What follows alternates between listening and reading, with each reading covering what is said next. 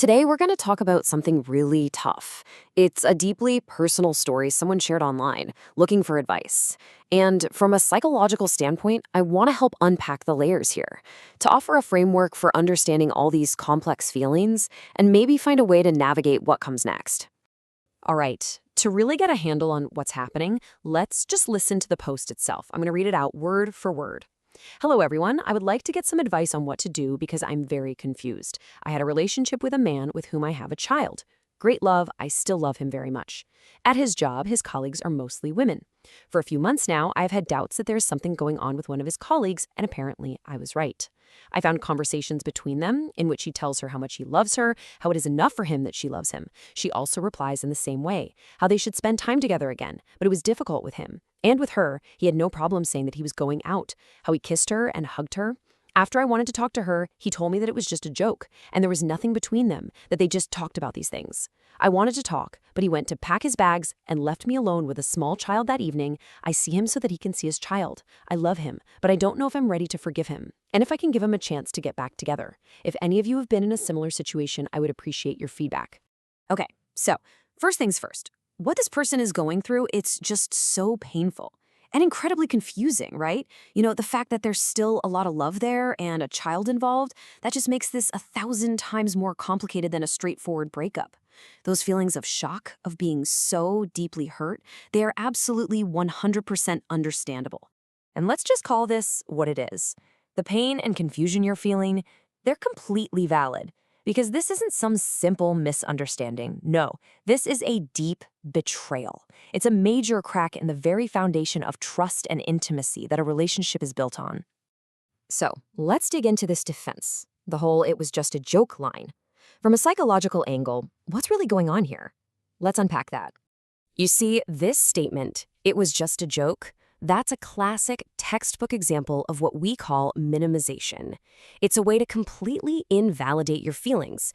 It denies how serious the actions were, and in a way, it tries to make your reaction the problem instead of the behavior itself.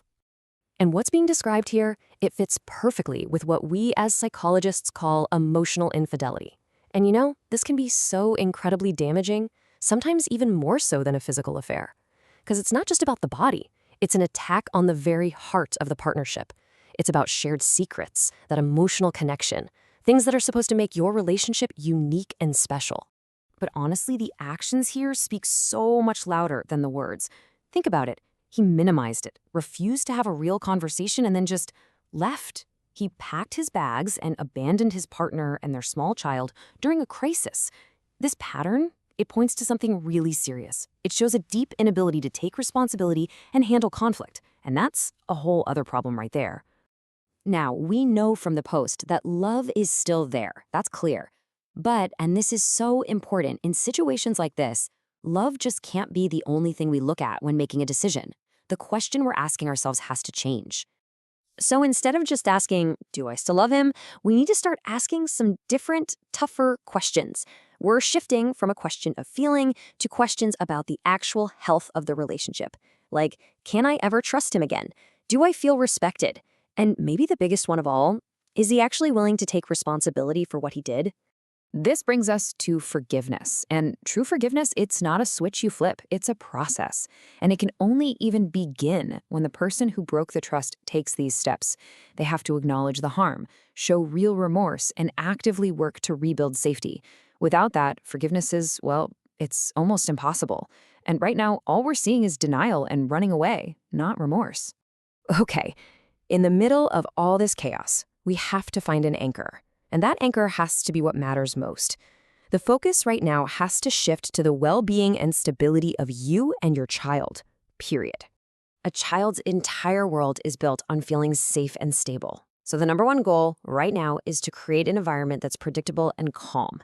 Every single decision about this relationship from here on out has to be seen through that lens. Ask yourself, which path is going to create the most stable, safe foundation for me and my child? And this leads to a really hard question, but it's one you have to ask yourself. If this happens again in a year, can I go through this pain again? Because when someone avoids taking responsibility, that pattern is very, very likely to repeat. You have to be brutally honest with yourself. Do I have it in me to endure this all over again? So, where do you go from here? What's the path to a decision? Well, here's the good news. You don't have to make one today. The way forward isn't about a snap judgment. It's about giving yourself time, space, and a whole lot of grace.